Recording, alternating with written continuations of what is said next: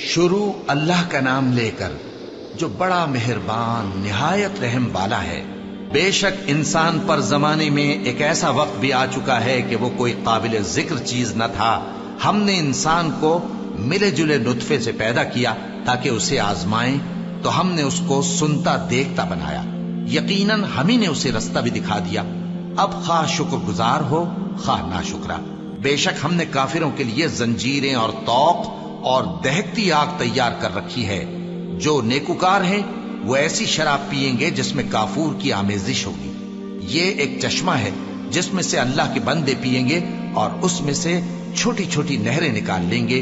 یہ لوگ نظریں پوری کرتے ہیں اور اس دن سے جس کی سختی پھیل رہی ہوگی خوف رکھتے ہیں، اور باوجود کہ ان کو خود کھانے کی چاہت ہوتی ہے مگر فقیروں اور یتیموں اور قیدیوں کو کھلاتے ہیں، اور کہتے ہیں کہ ہم تم کو محض اللہ کی خوشنودی کے لیے کھلاتے ہیں، نہ تم سے بدلہ چاہتے ہیں اور نہ شکر گزاری۔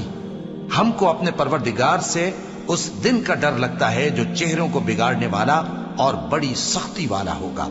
چنانچہ اللہ ان کو اس دن کی سختی سے بچا لے گا اور تازگی اور خوشی عنایت فرمائے گا، اور ان کے صبر کے بدلے ان کو بہشت اور ریشمی لباس عطا کرے گا۔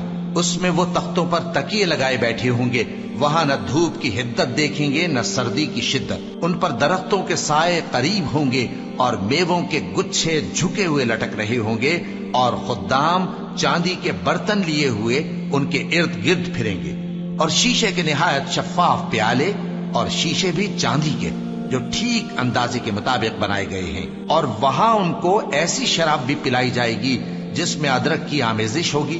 یہ بہشت میں ایک چشمہ ہے جس کا نام سلسبیل ہے، اور ان کے پاس لڑکے آتے جاتے ہوں گے جو ہمیشہ ایک ہی حالت پر رہیں گے۔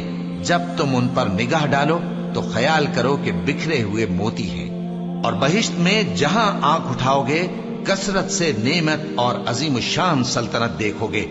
ان کے جسموں پر دیبا اور اطلس کے سبز کپڑے ہوں گے، اور انہیں چاندی کے کنگن پہنائے جائیں گے، اور ان کا پروردگار ان کو نہایت پاکیزہ مشروب پلائے گا، فرمائے گا یہ تمہارا صلہ ہے اور تمہاری محنت ہمارے ہاں مقبول ہوئی۔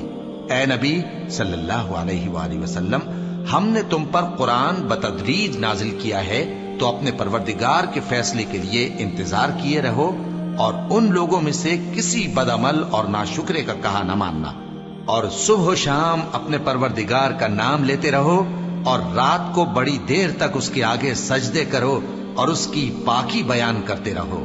یہ لوگ دنیا کو دوست رکھتے ہیں اور قیامت کے بھاری دن کو پس پشت چھوڑے دیتے ہیں۔ ہم نے ان کو پیدا کیا اور ان کے جوڑ جوڑ کو مضبوط بنایا، اور اگر ہم چاہیں تو ان کے بدلے انہی کی طرح اور لوگ لے آئیں۔ یہ قرآن تو نصیحت ہے، جو چاہے اپنے پروردگار کی طرف پہنچنے کا راستہ اختیار کر لے، اور تم کچھ بھی نہیں چاہ سکتے مگر جو اللہ کو منظور ہو۔ بے شک اللہ جاننے والا ہے، حکمت والا ہے۔